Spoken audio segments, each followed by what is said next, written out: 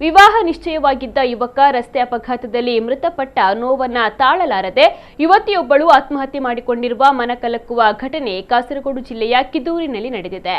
ಆತ್ಮಹತ್ಯೆ ಮಾಡಿಕೊಂಡ ಯುವತಿಯನ್ನ 26 ವರ್ಷದ ಪ್ರಫುಲ್ಲ ಎಂದು ಗುರುತಿಸಲಾಗಿದೆ. ತಮಿಳುನಾಡು ಮೂಲದ 30 ವರ್ಷದ ಯುವಕ ಮಣಿ ಎಂಬವರ ಜೊತೆ ಪ್ರಫುಲ್ಲ ಅವರ ವಿವಾಹ ನಿಶ್ಚಯವಾಗಿತ್ತು. ಆದರೆ ಕೆಲ ದಿನಗಳ ಹಿಂದೆ ಸಂಭವಿಸಿದ ಬೈಕ್ ಅಪಘಾತದಲ್ಲಿ ಮಣಿ ಗಂಭೀರವಾಗಿ ಗಾಯಗೊಂಡು ಚಿಕಿತ್ಸೆ ಫಲಕಾರಿಯಾಗದೆ ಮೃತಪಟ್ಟಿದ್ರು.